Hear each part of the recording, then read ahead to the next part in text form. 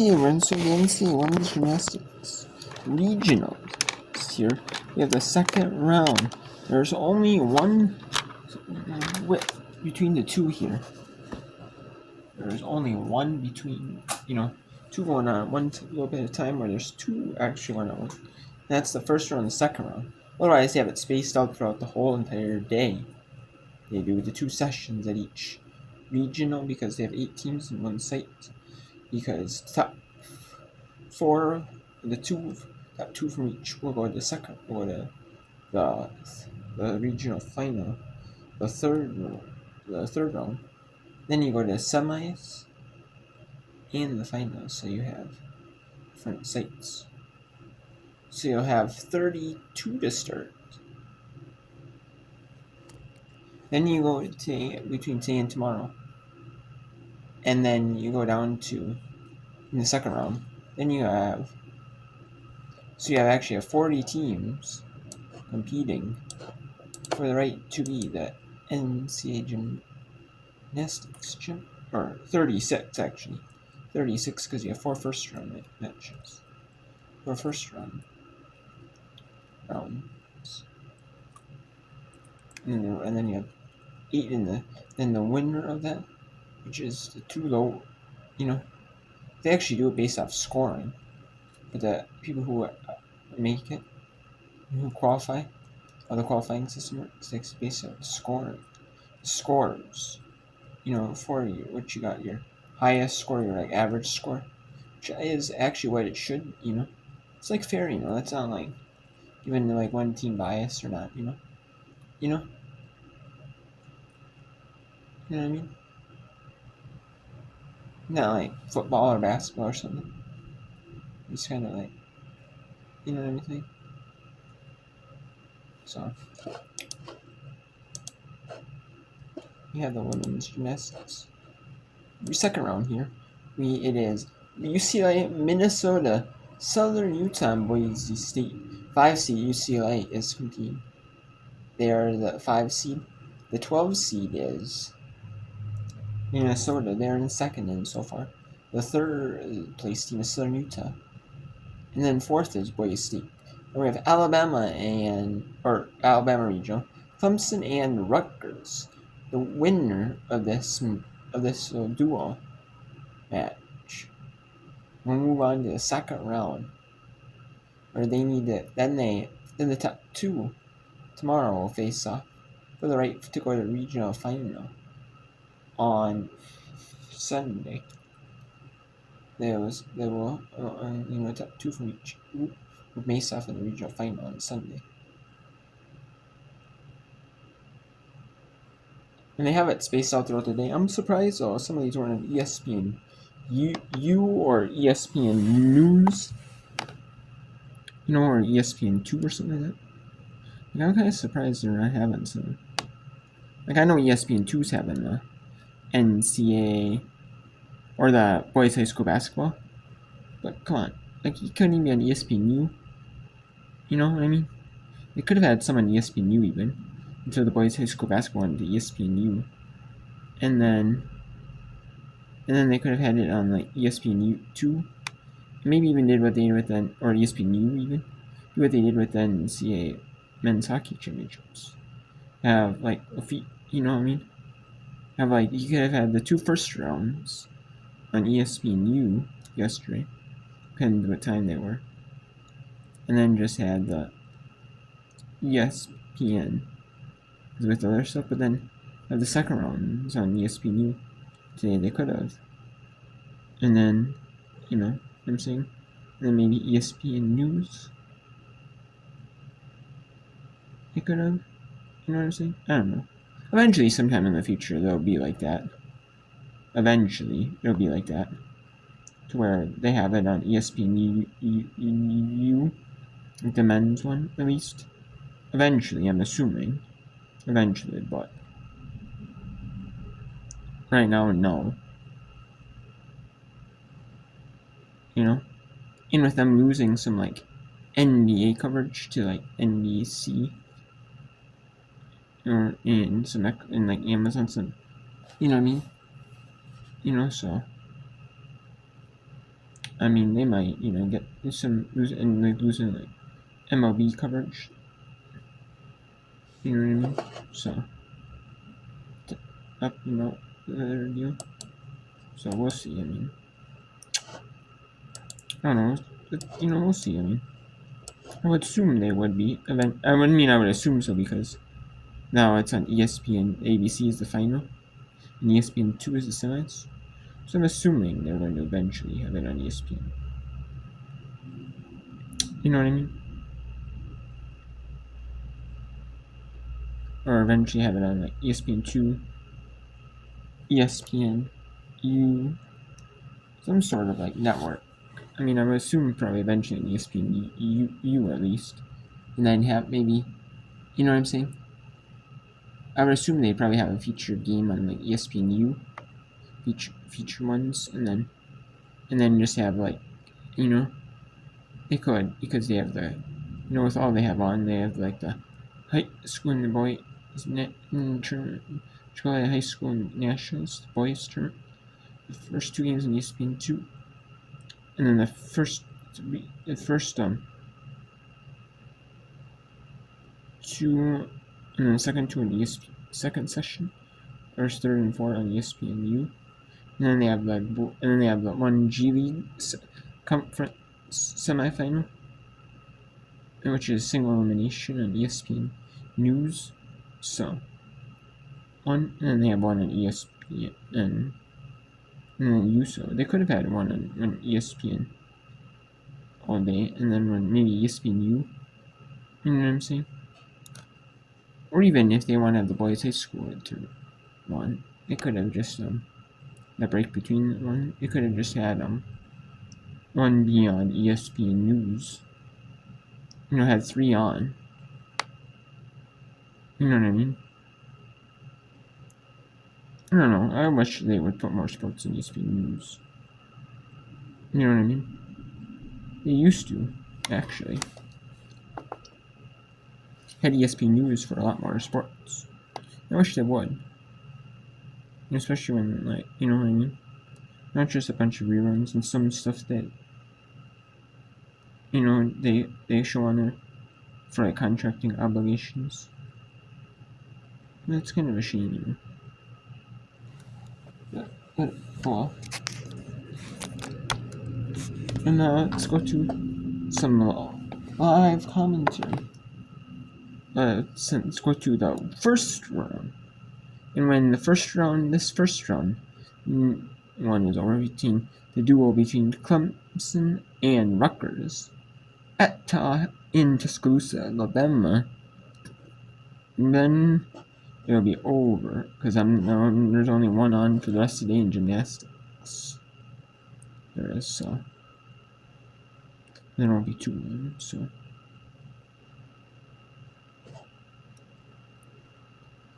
And let's go see. And they're talking about the Minnesota bar routine. Went through the refresh of it. So let's go to the Elliot Goldsmith's floor routine. Rutgers has the lead on Clemson by 0.050, so 500ths. Or should I say 5/10ths? 5/10ths of a point.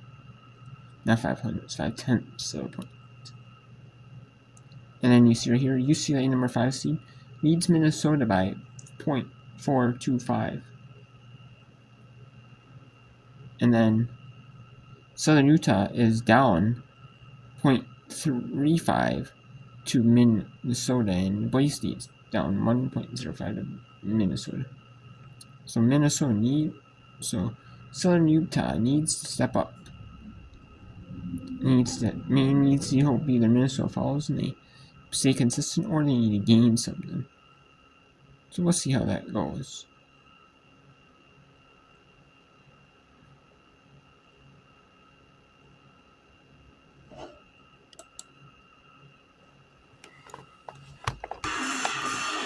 Madonna-inspired sassiness from Elliot Goldsmith, sophomore out of Ringgold, Georgia. This is that front double full. That's that E pass that I was talking about. Those skills are on a grade scale, basically, from A to E, and E is the most difficult.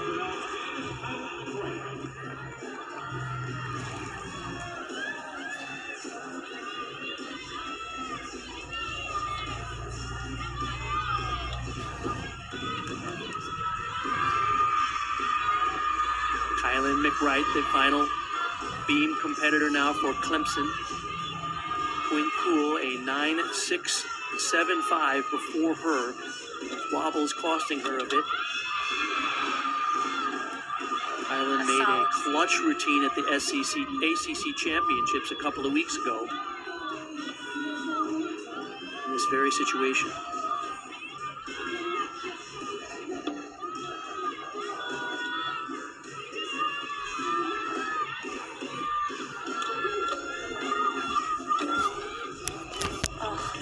Just a little off on those jumps there.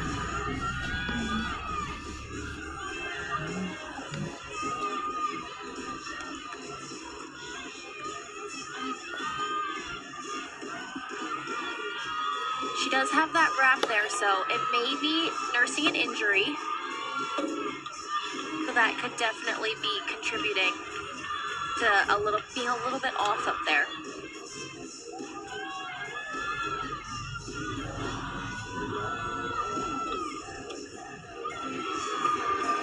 Well, a missed opportunity for Clemson on the beam there. That means they'll have to count the score of Quinn Cool, the 9.675.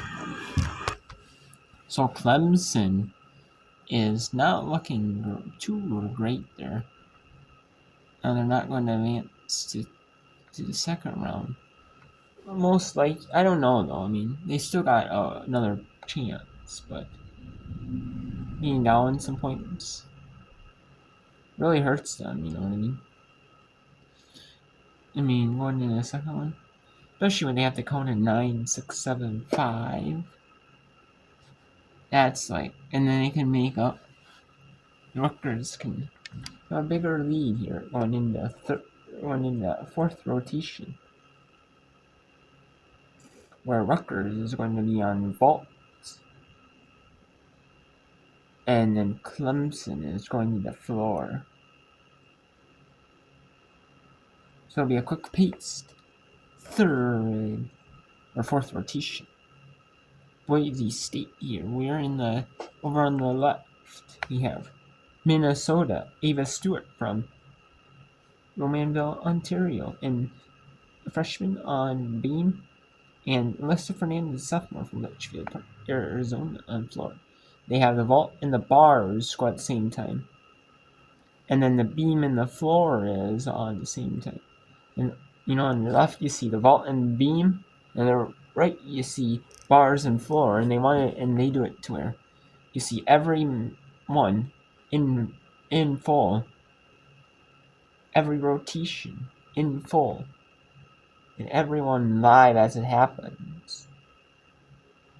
Although for the semifinals, they're doing it this year to where instead, what they did is they're doing the all around. They're not doing the all around cameras, or you can see all four. They're kind of doing like this format, the all around camera format, this, and then they'll do the then they'll do it to where you can see each specific team. If you want to follow your Pacific team, you can follow your Pacific team on ESPN Plus. So, and now we got Clemson right there with a 9.05. Right there in the last routine. The last routine on beam, which is not so hot. So, while they move on to the fourth rotation, let's go to the Utah region. Give them some shine. Or Boise State, number 5 UCLA, number 12 Minnesota, and Southern Utah. Oh, and a misstep right there on the beam. a save though. But definitely not what Minnesota wants. Minnesota cannot afford that. Southern Utah is like about less than 500s behind. UCLA is less than 500s behind Minnesota, and they cannot afford that. Minnesota cannot afford to let Southern Utah in it. Let them out Jimmy them. You know what I'm saying? They cannot afford that here.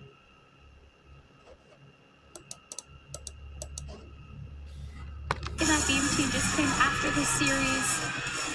Just bounce check there.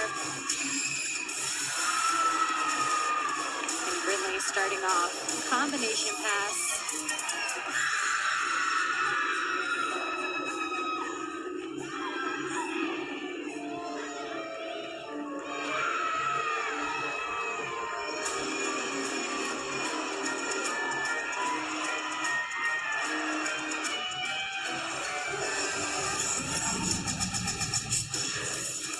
Is an event where these athletes, they just get to have fun. They do big tumblings, but man, they are having a blast out there. You can hear Brindley and her teammates cheering for her. Performance aspect of these groups has been a blast today on the Vault Bridges campus for Boise State.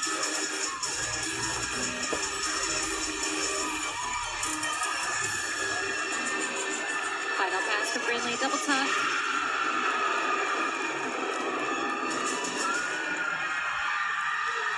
Really nice work throughout that entire floor routine.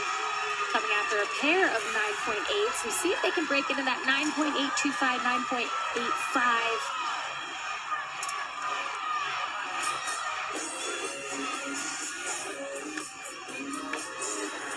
So on the beam, kind of rare mistake for Morai. Got the 9.75 at the point. Right now, you're dropping that score, which would typically be a big one for Minnesota in that beam lineup. Brooklyn Rao right now steps up here on the left side of your screen, and Emma Malabuyo, the senior for UCLA, trying to keep the momentum going on the bars for the Bruins.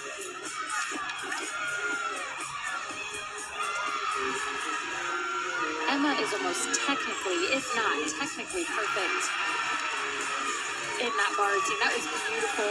That is going to be a big score for UCLA. And Brooklyn getting things back on track for Minnesota.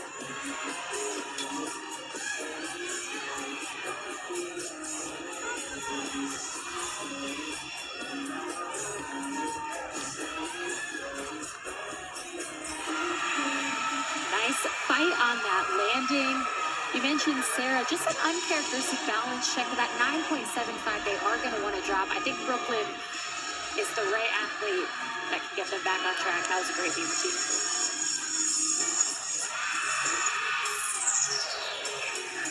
So if you're Southern Utah, you're trying to catch Minnesota right now. We'll see what that Brooklyn Rowray score comes in as on beam for the Gophers. Meanwhile, Alyssa Bulaj, left side of your screen for Boise State, with Emily Lopez set to anchor that lineup.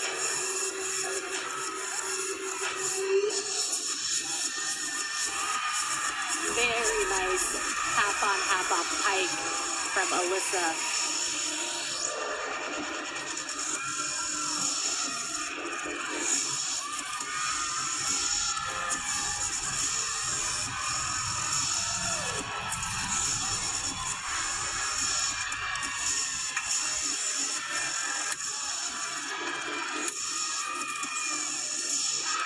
Beautiful final pass.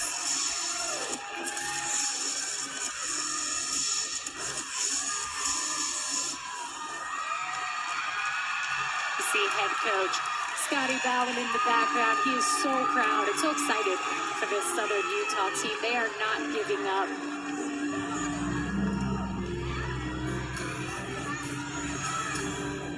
That was the Mountain Pacific Sports Federation Gymnast of the Year right there in Nia Randolph. Lauren Pearl now stepping up on the beam for Minnesota. Brooklyn Rowray, they gave her the 9-9. Big spot to step into after, of course, you want to let go of this score that's shaded in gray right now, 9.75 for Moron. They Again, he was usually really good on the beat. With Rowley stepping up and Pearl to follow here. Frida Esperanza on the bars for UCLA following a 9-9 from Alabuya.